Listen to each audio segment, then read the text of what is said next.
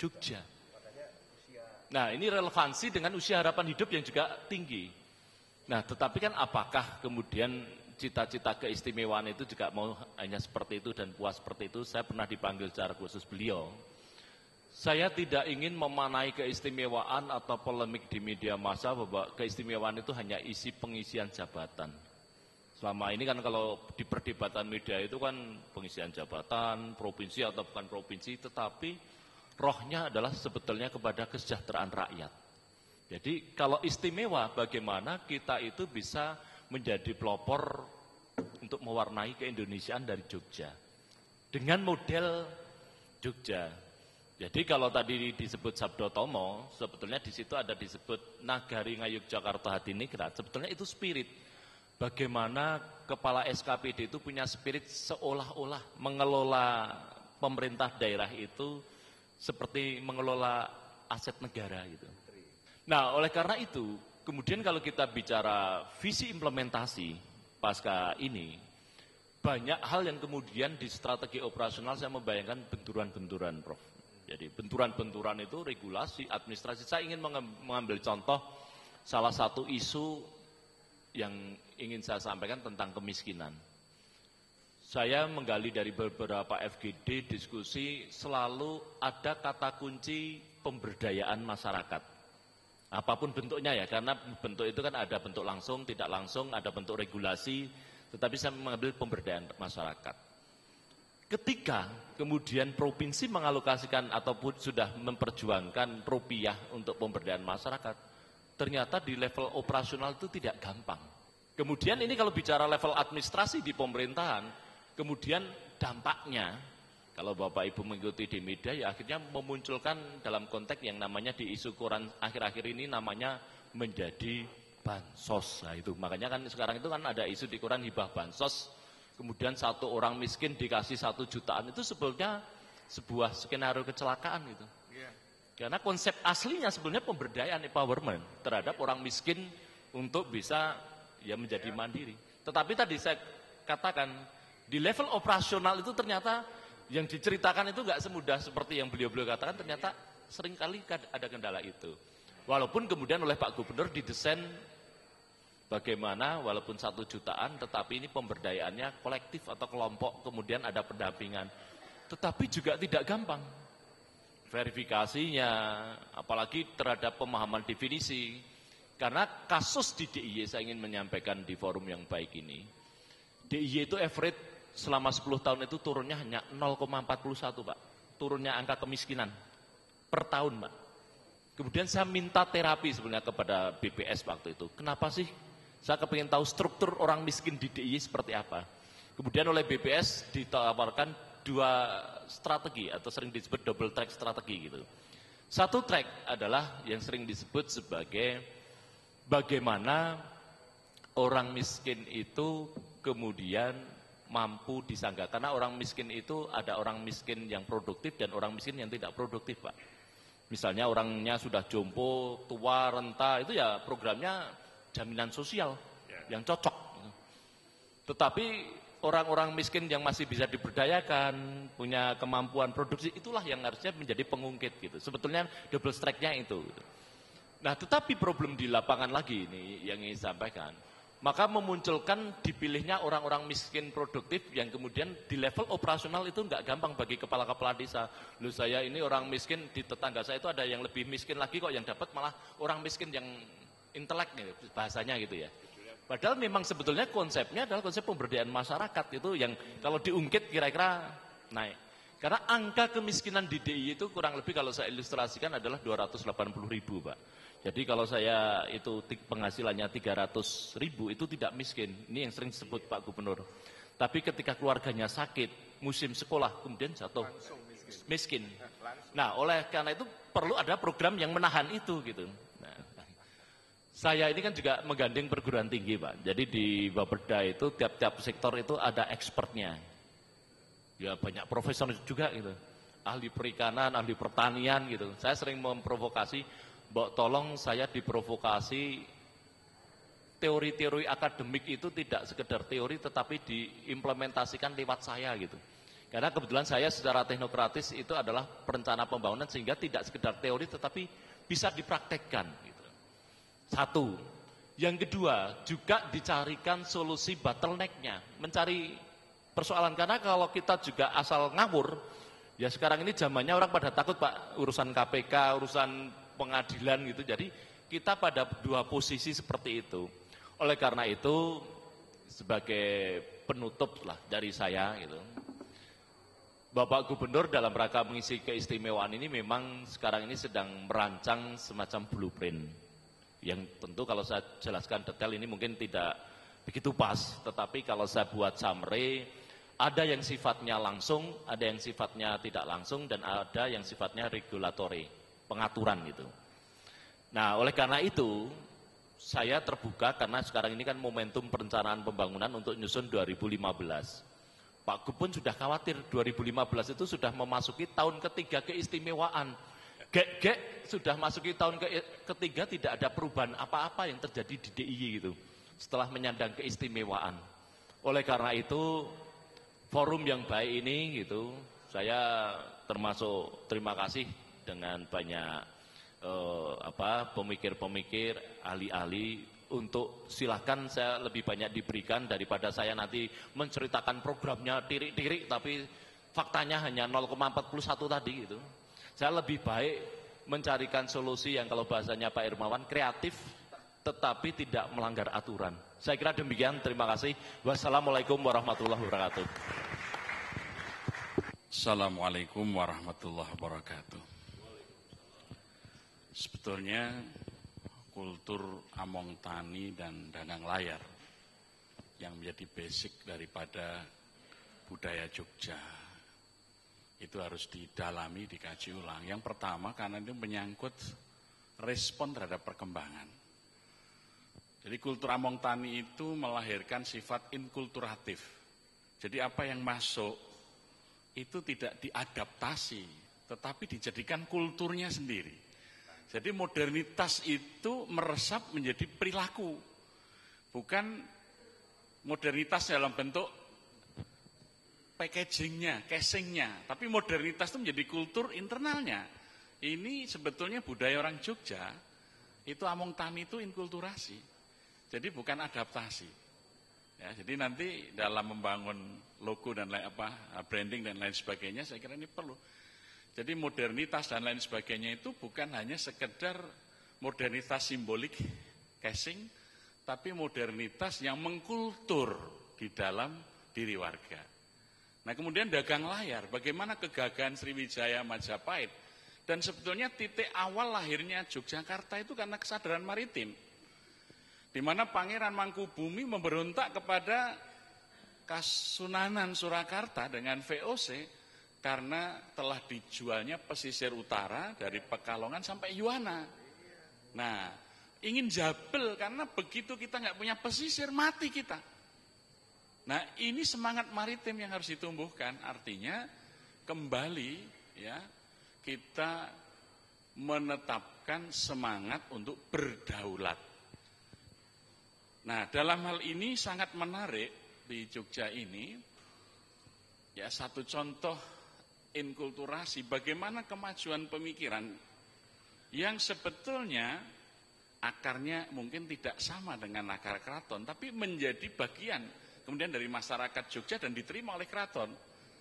Satu contoh taman siswa yang mengajarkan mardika, kemerdekaan, ya, kesetaraan. Ya. Kemudian Muhammadiyah mengajarkan modernitas dalam beragama. Sekolah-sekolah Kristen, yayasan-yayasan Kristen mengajarkan kedisiplinan dan lain sebagainya. Kemudian pesantren mengajarkan kesetiaan, loyalitas. Nah, unik. Artinya kultur keraton misalnya dengan Muhammadiyah, itu yang sangat modern dalam beragama, itu tidak bertentangan. Justru Sultan Habib ke-7 menghajikan Ahmad Dahlan supaya punya wawasan yang luas dan kembali membuat kemajuan. Mengenalkan Ahmad Dahlan dengan Raden Ngabei, ya, Dwijo Sewoyo. supaya Kiai Dahlan itu mengenal pergerakan nasional lewat Budi Utomo. Jadi peran Sultan waktu itu, Sultan ke-7 mempertemukan Raden Ngabei Dwijosowoyo dengan Ahmad Dahlan. Ya, itu. Kalau kita lihat di Pakualam waktu itu Ki Hajar itu kawula dari Pakualaman, ya. Pakualaman ini mengembangkan intelektualitas, sehingga kalau kita lihat karya-karya itu lebih banyak karya pemikiran-pemikiran dari keluarga Pakualaman, ya, produk-produk tulisan. Jadi saya kira inilah yang harus menjadi ruhnya Jogja, among tani, dagang layar. Jadi sekali lagi jangan mengadaptasi modernitas, tapi menjadikan modernitas sebagai kultur, ya, yang menggerakkan Jogja ini. Bukan sesuatu yang datang dari luar dikemas dengan kemasan Jogja. Jangan sampai hamburger dibungkus daun pisang atau hamburger dibungkus besek, bukan begitu. Gitu. Jadi modernitas itu adalah kemudian dijadikan bagian dari laku masyarakat. Terima kasih. Assalamualaikum warahmatullahi wabarakatuh. Mas Edi Sri Suasono, teman saya lama. Saya kenal beliau sejak saya ketua IKAPI dulu, Mas Edi, Pak Hermawan. Terus saya bersama Pak Habibie, sekarang mendirikan Habib Center. Salam beliau untuk Yogyakarta. Beliau sangat senang dengan Yogyakarta. Dan beliau sendiri punya darah Jogja. Ibu beliau dari Yogyakarta. Bicara tentang Yogyakarta, Mas Edi dan Pak Hermawan, kita melihat roh Jogja seperti yang digambarkan tadi. Roh Jogja ini bisa menjadi roh nasional, roh Indonesia. Ngerso dalem Sri Sultan Hamengkubuwono almarhum 9 dulu. Tahun 85 bersama saya ke Sumatera Barat, Pekan Budaya. Saya juga Mas Edi tahu saya 50% orang Minang, Mas. 50% Minang, 50% Jogja.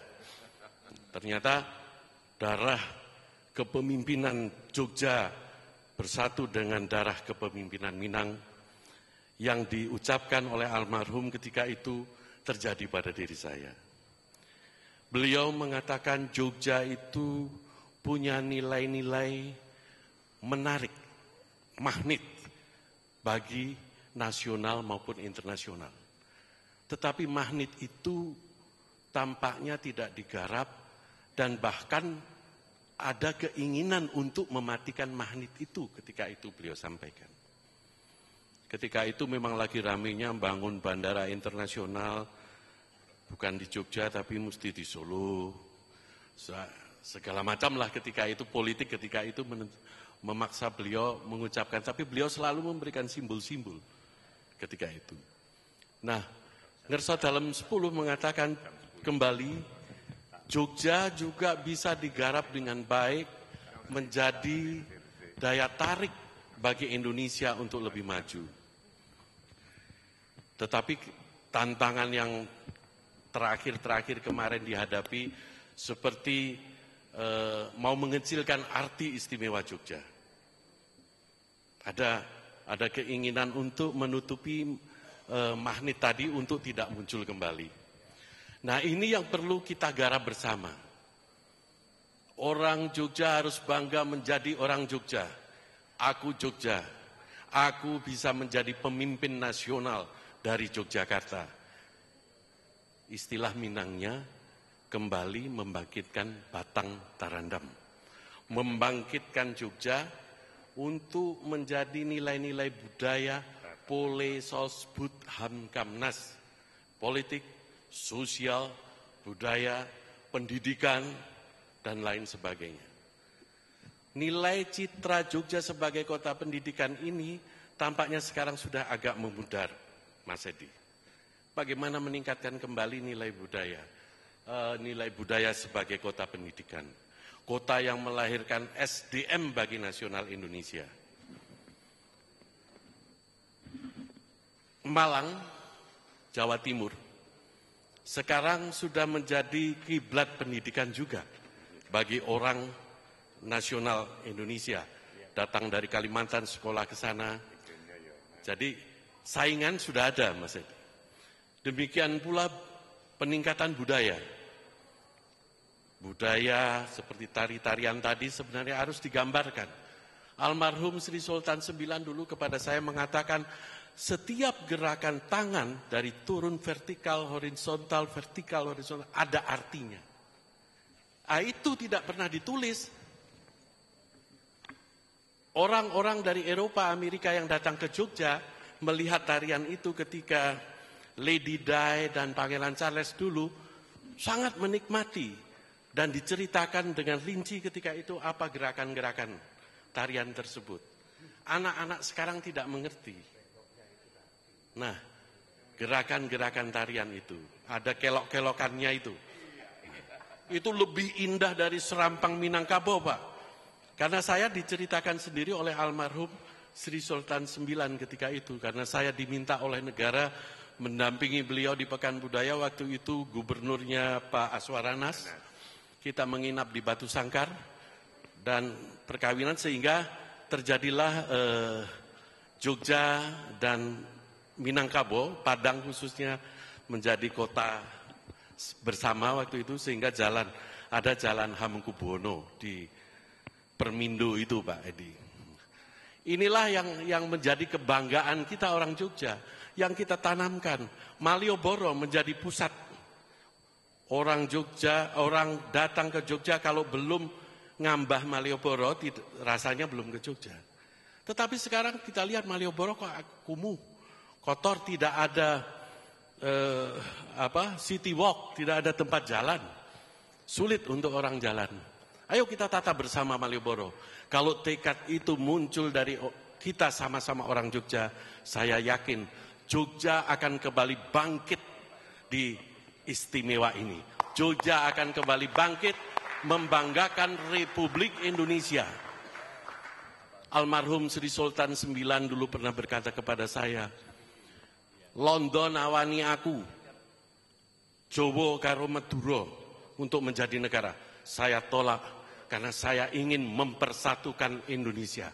Nah, kitalah sekarang persatukan Indonesia mulai tekad malam ini di dialog budaya dan gelar seni Jogja untuk semesta. Wabillahi taufik wal hidayah. Wassalamualaikum warahmatullahi wabarakatuh. Assalamualaikum warahmatullahi wabarakatuh. Pak Endi, Prof. Edi Swasono, Pak Herman, sama Pak Tafib, Gusti Yudo. Saya pertama kali ingin memperkenalkan diri. Saya adalah Ketua Medang Heritage Society. Jadi masyarakat pencinta warisan Medang atau yang kita sering Mataram Kuno, dan juga Ketua Akademi Ilmu Pengetahuan Yogyakarta, Yogyakarta Academy of Sciences. Pada waktu zaman Sultan Agung juga sudah ada semacam Academy of Sciences di sana dengan nama Sarjonodi pada waktu itu. Jadi intinya pada waktu mendengarkan ceramah tadi para bapak-bapak, kami ingin pada waktu kita bicara mengenai peradaban, jangan sampai nilai peradaban itu dibatasi oleh kurun waktu geopolitik. Bahwa peradaban sebenarnya yang kita punya di Jogja dan daerah sekitar Jogja sudah mulai 1000 tahun sebelum Mataram baru. Jadi pada waktu Medang, tahun abad ke-8, teknologi dan ilmu pengetahuan mulai di sana. Jadi salah satu ciri Jogja, pengetahuan dan teknologi, mari kita cari kembali nilai-nilai yang dulu pernah terjadi sebelum Mataram baru, yang sudah dilaksanakan, dikembangkan oleh nenek moyang kita pada waktu Medang. Di bidang ilmu pengetahuan dan teknologi biner yang kita kenal sekarang dalam bentuk information technology sudah dikenal pada waktu zaman Medang. Jadi Medang adalah era kebangkitan ilmu pengetahuan dan teknologi Nusantara. Kemudian kalau kita bicara mengenai arsitektur, sampai sekarang peninggalan Medang sudah diakui sebagai warisan budaya dunia. Borobudur Prambanan. Mungkin perlu kita selamatkan, perlu kita lestarikan. Juga mengenai tahta untuk rakyat. Kalau kita gali kembali sebelumnya, sebenarnya tahta untuk rakyat juga pada waktu itu sudah dimulai sejak zaman Medang. Oleh karena pada waktu itu tidak ada monarki absolut di sana. Semua untuk welfare for the people.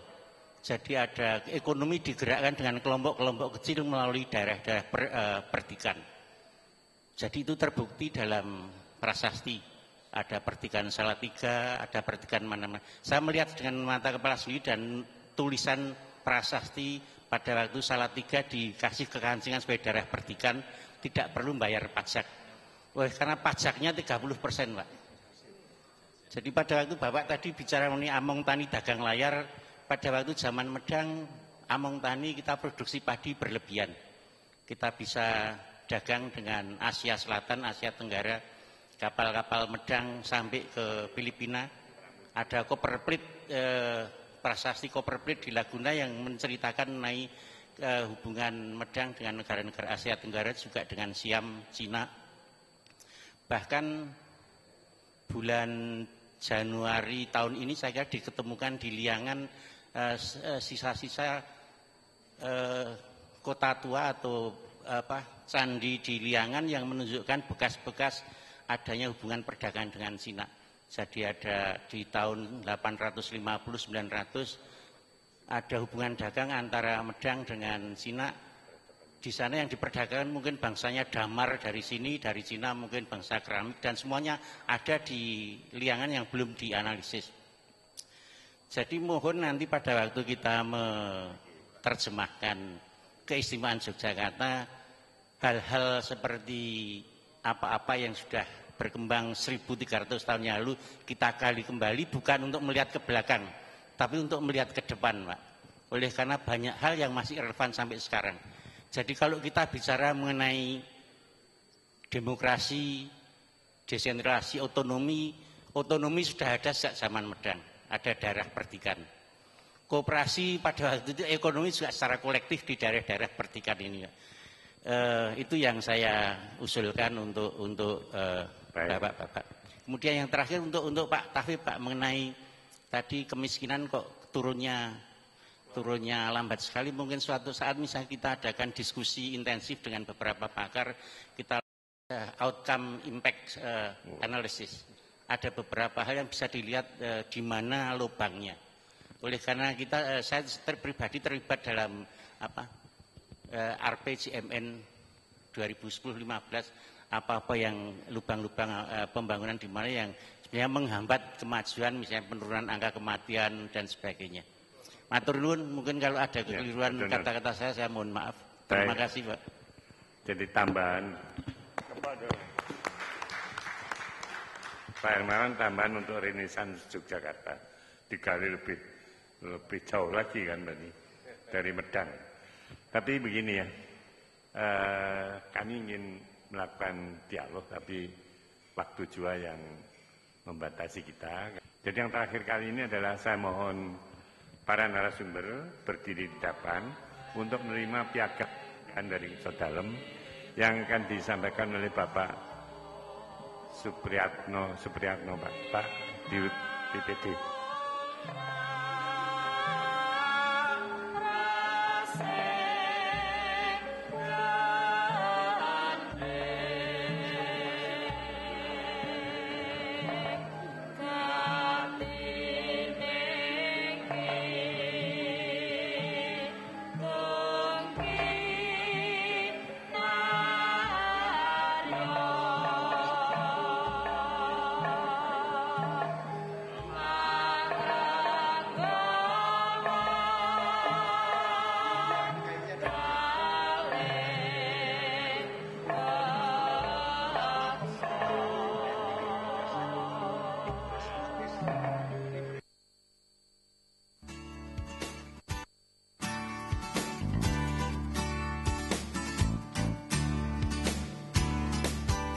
Sebuah vitalitas diperlukan seorang pria guna menjaga keharmonisan rumah tangga.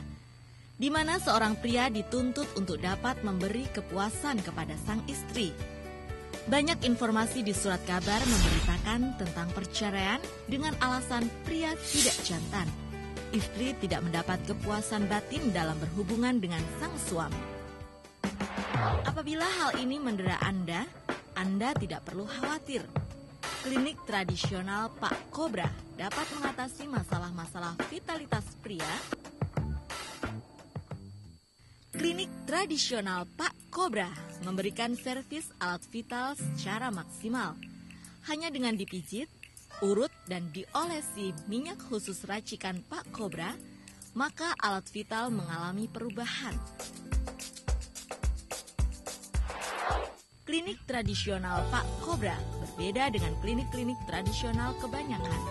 Penanganannya masuk akal dan ramuan herbalnya pilihan.